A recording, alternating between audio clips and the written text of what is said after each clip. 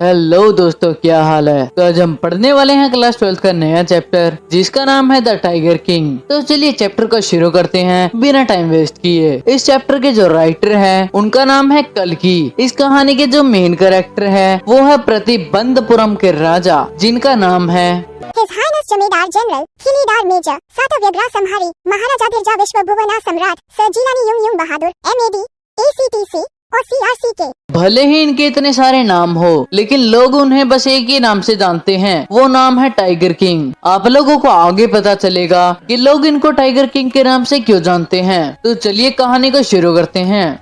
जब हमारे महाराजा 10 दिन के थे तो उनके घर पर एस्ट्रोलॉजर्स आए और 10 दिन के बच्चे को कहने लगे कि तुम्हारी मृत्यु पक्की है।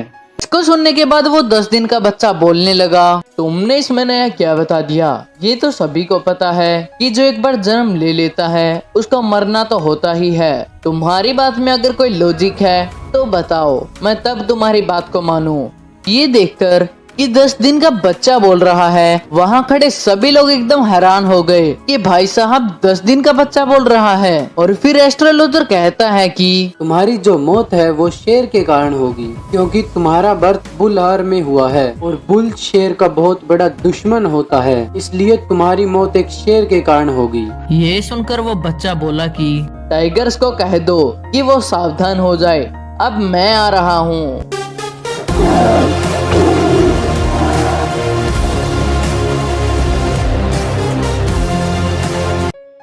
ये जो महाराज के जन्म के समय जो ये एस्ट्रोलॉजर्स आए थे ये एक अफवाह है, इसकी कोई श्योरिटी नहीं है। लेकिन जैसे जैसे हम आगे आगे कहानी को पढ़ते जाएंगे हमको ये यकीन होता रहेगा कि जो ये अफवाह है इसमें कुछ ना कुछ सच्चाई तो है।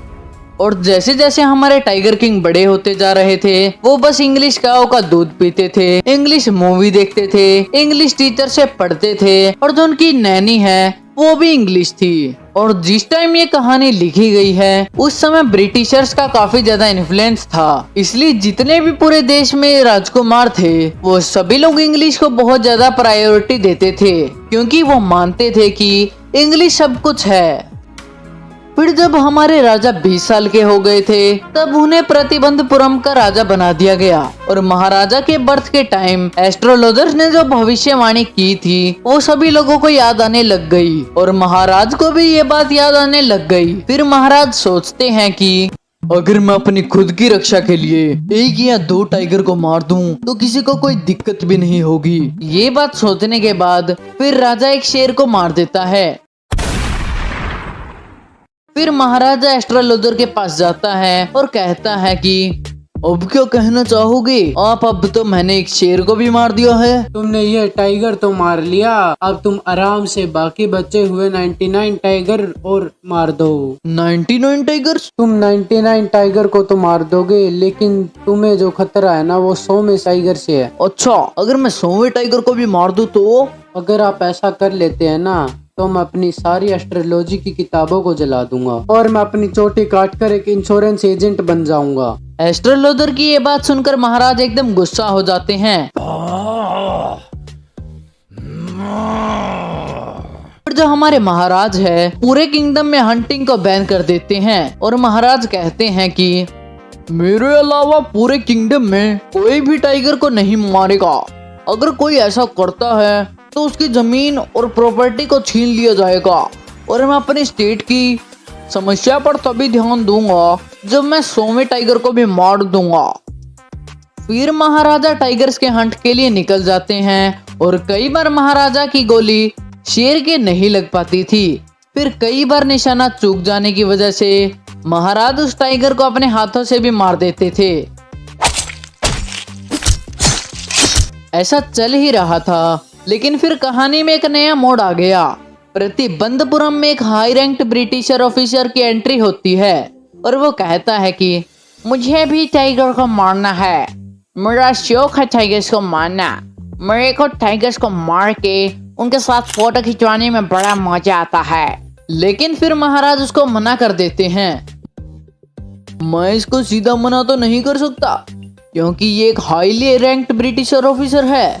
अगर मैंने इसको सीधा मना कर दिया तो मुझे अपने राजपाट से हाथ धोना पड़ देगा। सर, आप कौन से भी जानवर का हंट ऑर्गेनाइज करवा सकते हो, लेकिन प्लीज टाइगर्स को छोड़ दीजिए। फिर ब्रिटिश ऑफिसर अपने सेक्रेटरी को राजा के महल में भेजता है और कहता है कि राजा जी, आप ही टाइगर्स को मार लीजिएगा, लेकिन हमारे ब्रिटिश ऑफिसर को मरे हुए टाइगर्स के साथ फोटो खिंचवाने दीजिएगा।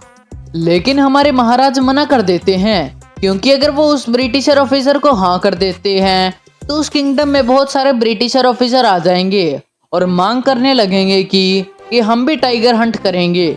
लेकिन हमारे राजा सीधा मना भी नहीं कर सकते थे, क्योंकि अगर सीधा मना कर दिया तो राजपाट से हाथ धोना पड़ जाएगा। फिर इसके बारे में राजा काफी देर तक अपने दीवान के साथ बात करते हैं और इस समस्या का हल निकालते हैं। वो हल होता है कि वो ब्रिटिश डायमंड कंपनी जो कि कलकत्ता में है, वहां से 50 डायमंड सेट मंगवा लेते हैं और ब्रिटिश ऑफिसर की वाइफ को भेज देते हैं। वो डायमंड सेट भेजने के बाद सोचते हैं कि जो ब्रिटिश ऑफिसर की वाइफ है वो 2-3 रिंग रख लेगी और बाकी वापस कर देगी, लेकिन वो 50 की 50 रख लेती है और बदले में बस एक छोटा सा लेटर राजा जी को लिखती है कि थैंक यू। मतलब कितनी लालची वाइफ थी ब्रिटिश ऑफिसर की यार। और फिर जो ब्रिटिश ज्वेलर्स कंपनी होती है वो राजा के पास 3 लाख रुपए का बिल भेज देती है। भाई जिस टाइम ये कहानी बनी है ना, उस टाइम 3 लाख रुपए की जो कीमत थी वो बहुत ज्यादा होती थी। यहाँ राजा जी ने ये नीति खेली है कि अगर किसी इंसान को मनाना है तो पहले उसकी बीवी को मनाओ, अगर उसकी बीवी मान गई तो वो कुछ भी नहीं कर सकता। और यहाँ राजा जी ने ब्रिटिश ऑफिसर की बीवी को मना लिया और उस दिन के बाद उस ब्रिटिश ऑफिसर ने कभी भी टाइगर हंट की मांग नहीं की। Women.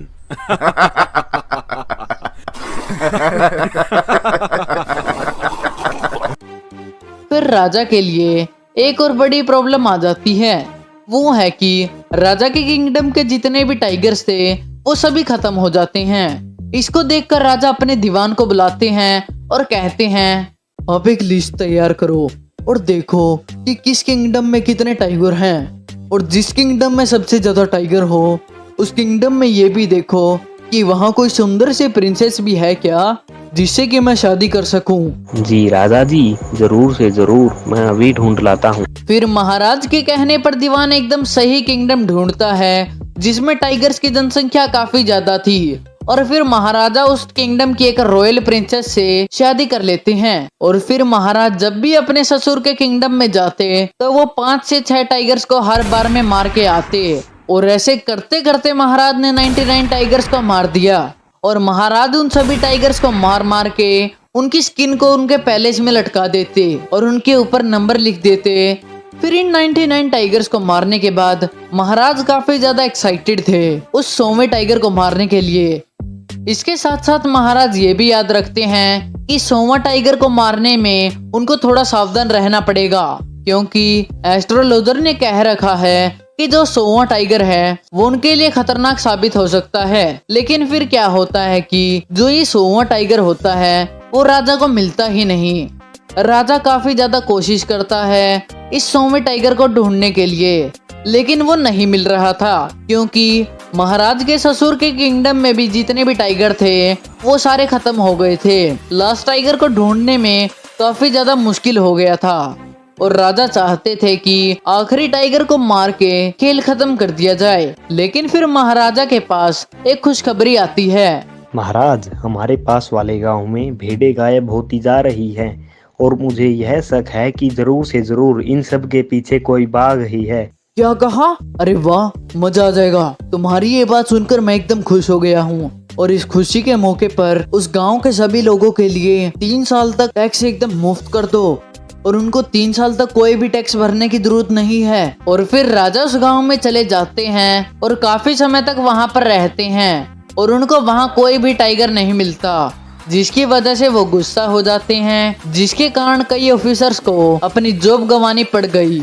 फिर वो गुस्से में आकर दीवान को ऑर्डर करते हैं कि इस विलेज के ऊपर टैक्स को डबल कर दो। ये सुनकर दीवान के होश उड़ जाते हैं लेकिन फिर वो सोचता है अगर मैंने राजा का हुक्म नहीं माना तो मुझे नौकरी से निकाल दिया जाएगा। अगर राजा को 100वां टाइगर जल्दी से जल्दी नहीं मिला तो हमारे राज्य पर आफत आन पड़ेगी। अब इस आफत से बचने का मेरे पास तो एक ही उपाय है। हमें कैसे भी करके मद्रास के पीपल पार्क से एक टाइगर मंगवाना होगा और उसे वहीं पर छोड़ना होगा जहाँ पर राजा शिकार करने गए हैं, जिससे कि राजा उसे मार दे और ये सारी आफत खत्म हो जाए। फिर दीवान मद्रास से एक बूढ़े टाइगर को मंगवा लेता है और वहाँ छोड़ देता है जहाँ राजा हंटिंग के लिए गए हुए थे।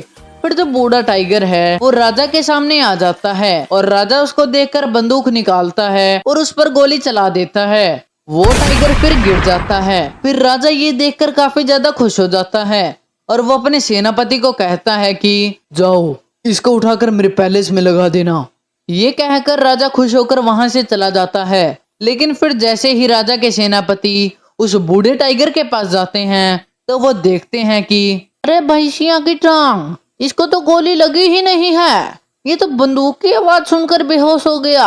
अब हम क्या करें? अगर हम महाराज को बताएंगे तो महाराज सोचेंगे कि हमारा इतना घटिया निशाना है, इसको लगा तक नहीं। क्यों ना हम एक काम करें, हम इस शेर को मार दें और महाराज को बताएं भी नहीं। हाँ हाँ मैया एकदम सही कह रहे हो। अगर ऐसा करेंगे तो महाराज को पता भी नहीं चलेगा और ना ही कोई दिक्कत होगी।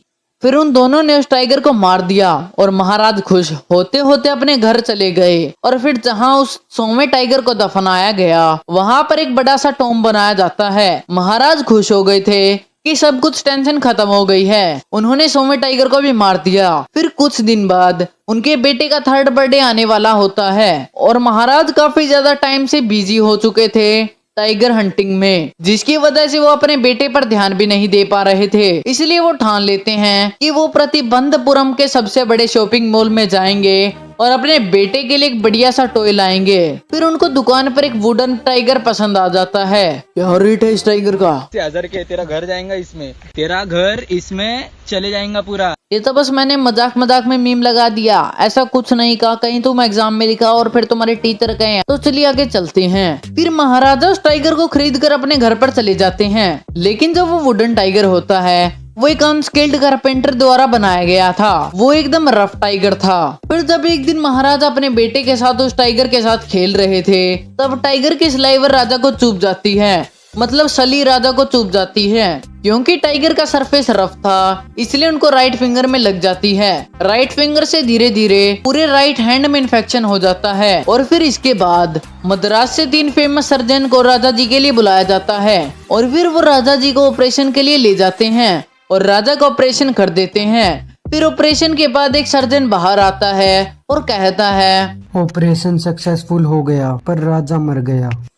और ये सब कुछ होते ही ये बात सच निकल जाती है कि जो एस्ट्रोलॉजर ने प्रिडिक्ट किया था कि 100वें टाइगर की वजह से राजा की मौत होगी और ये बात सच निकल गई। तो ये हमारा चैप्टर यहाँ पर खत्म हो जाता है। आप लोगों को वीडियो कैसी लगी मुझे कमेंट बॉक्स में जरूर बताइएगा।